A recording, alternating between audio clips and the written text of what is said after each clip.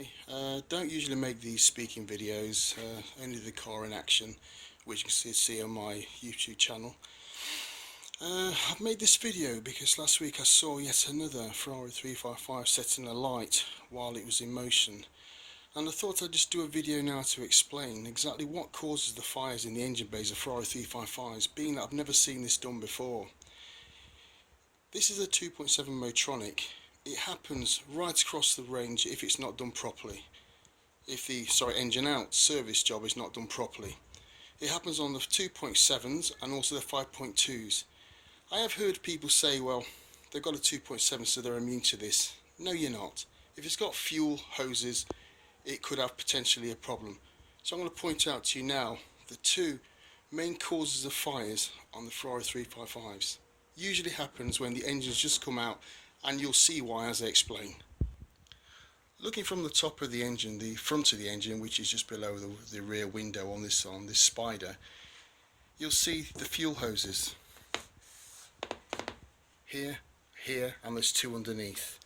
These two go to the fuel injector rail on the far side. These two here, one is a return to the fuel tank, the other one comes from the fuel pump via the fuel filter. The two underneath go to this side fuel injection rail via the fuel pressure regulator that they attach to. Now the problem is where it connects to this block. This is the block, this is the common block here, this is distribution block. If these ends of the hoses, which have got rubber O-rings, aren't seated correctly, it can spray fuel all over the engine.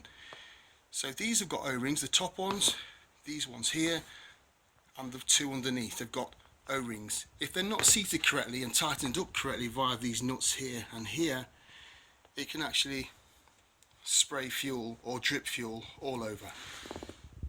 And if the O-rings that go into the injector rails leak, it can spray and piss fuel all over the hot exhaust manifolds, which is just here, from there to there. The second cause of the problem with fires on 355 involves this water hose here. This water hose is connected by this Jubilee clip here. You notice how my Jubilee clip is smooth. I don't have the screw of the Jubilee clip sticking up. If it sticks up, and over time it eventually does this, can you see what has happened? The Jubilee screw has eventually worn through the braided steel shielding on the fuel hose. This is off a friend's car that I did for him about 7 or 8 years ago. He took it to a main dealer to have his cam belts done, and I discovered this purely by chance as I was checking the back of his engine for a leak in the water pump, front of the engine, and I cut my hand on what I thought was a sharp edge of the metal, but it wasn't, it was actually the braided hose. So this here just caught this. Had it continued, it would have worn through and pissed fuel all over the engine. So that is caused by the Jubilee clip screw sticking up. Mine's turned down, always has been. I've had this car for 11 years. While this hose is here, you can see that's the O-ring. Each fuel hose have got that O-ring that goes into the fuel distribution block. If that's not seated straight but askew, it can spray fuel. Also, if you over tighten the nut, it can also crack the block and the block will spray. One more little thing to look out for as well while we're in here.